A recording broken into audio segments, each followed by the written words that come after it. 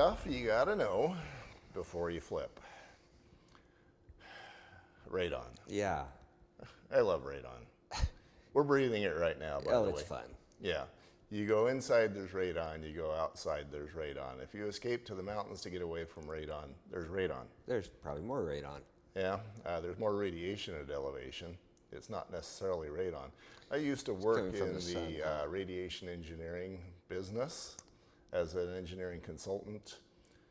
I learned some very disappointing things. Yeah. And I'll tell some of those stories. Or, you know, if you want to hear more about radon, you know, go to Home Medic Tribe or Home Medic Nest. It's a little crazy. Radon can definitely affect the perceived value of a flipped home. It can, but like lead, it shouldn't be so scary. Mm-hmm. I don't know if I want to get into what the EPA thinks, but I'll do that. okay. But radon, like we were talking about, it's everywhere. Mm-hmm. Okay, and the key to radon is ventilation. Mm-hmm. If you have a crawl space, you're going to want ventilation. If you're testing in a crawl space, you're an idiot. Right. Well, I'm talking about having a crawl space and your client asking you, should I do a radon test? Uh-huh. And my response would be, let's see if there's adequate ventilation. I have seen any number of home inspectors test for radon in crawl spaces. According to EPA recommendations, you should test the 3 feet away from the wall, 3 feet away from the floor, representing the air that is being breathed in living space, right. And then stay away from the furnace because there's radon that happens there.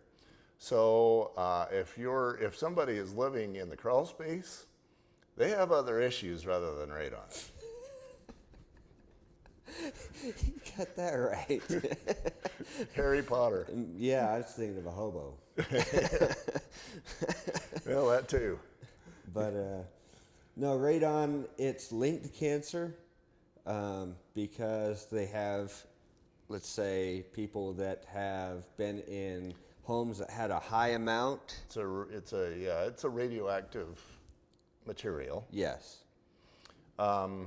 And there's studies, and boy, I could go into that. I have the study that everybody refers to. That was hard to find. I went 10 years from seeing that to it's nowhere, to then I found it again, and then I put it in 4 different places on my computer. Wow. I wanted to keep that study. And it was done by a respected group of physicists. And to give you a flavor, there are 18 pages of uncertainties in the beginning of that report. Nice.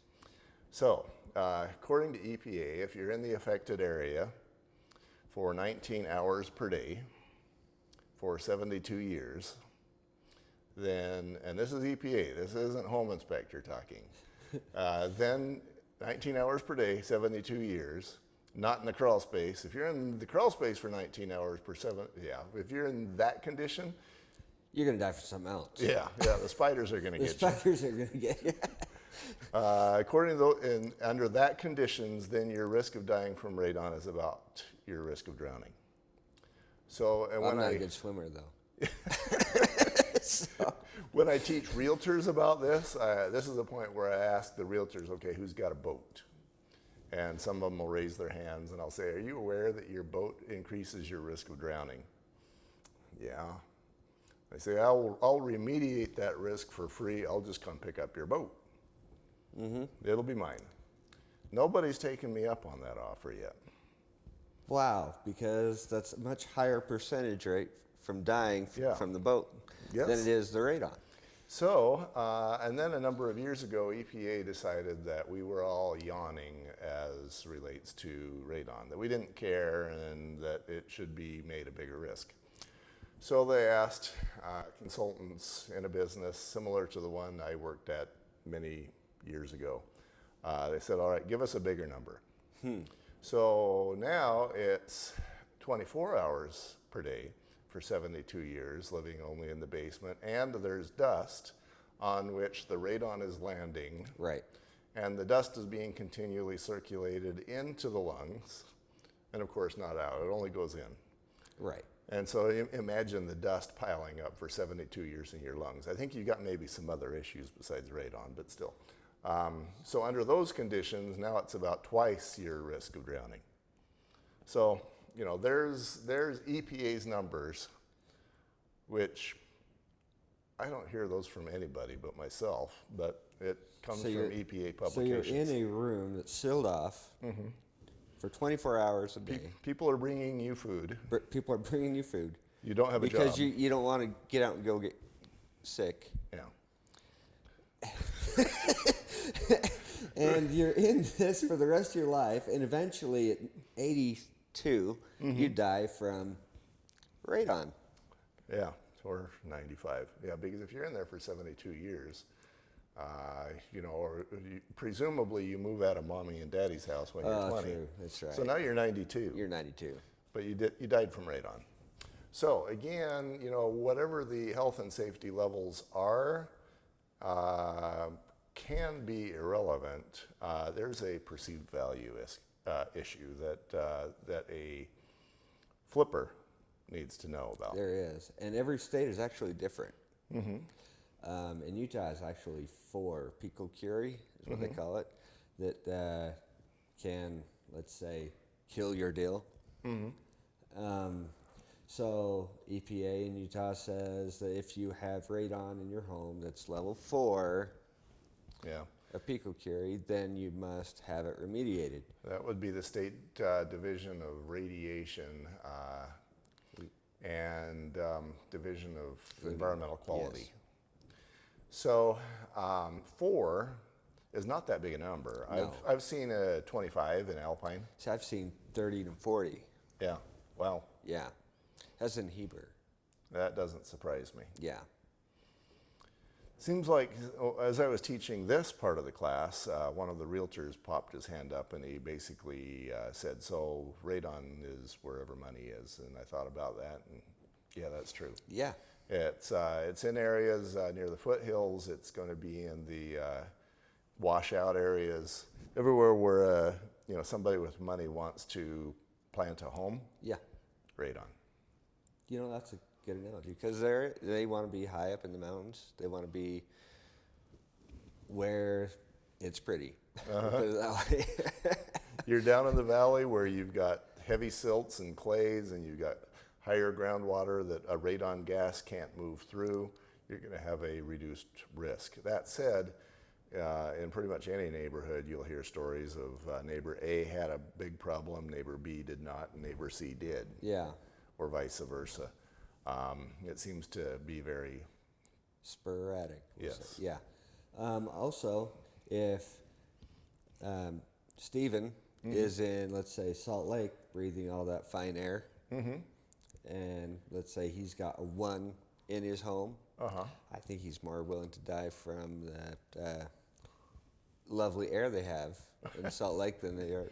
That's true. Yeah. And I did an inspection many years ago for a guy who was an airline pilot. He was very concerned about radon. And because of my background in radiation engineering, I let him know that a single cross-country flight is going to give you the same radiation dose, not radon dose, but radiation dose, as being 24/7 in a home at 10. 10. For a year. Okay. So then all of a sudden he was less worried about radon and he was more worried about his profession. So he's in an X-ray every time he flies. Pretty much. A lot more radiation at elevation. So the flipper, what he needs to know is you probably want to find out what's going on. And you can do that a couple of ways. You can hire an excellent inspector such as Ryan. You could also hire a crappy inspector who will bring in an instrument that he can calibrate to give him whatever number he wants to yield. So true. And, you know, that's why I guess we have the same equipment that we can't mess with. Right. There's no buttons, knobs, no dials, no adjustments. It's just there. Right. And that's the way it should be. And Or, you know, you could go to radon.com, get your own, or you could go to Home Depot and get one of those there. So true. And that will give you the information that you need. You don't necessarily need an inspector to tell you what that number is. You might need Ryan to tell you what to do about it. You know, I've saved a lot of people money by saying, hold up, stop right now, don't buy my radon test. You can either go get one from the state, Home Depot, or a mitigation company that wants to sell you a mitigation kit. Yeah, and if your number is a 2.0, that's okay. Yeah, Anything less than 4, EPA says you're golden. right. If you got, and there was one where it was like a 4.2, and I had a realtor call me in a panic, and she said, "Is this real? What can we do?" And because I knew that radon is a gas like oxygen, comes in through the house, I spent $4 on a tube of caulk. Yeah, Sealed the cracks, retested 2.7, golden. I was a hero, and we all lived happily ever after. and sometimes that's what it takes. Yeah, and so these are options for you as the flipper.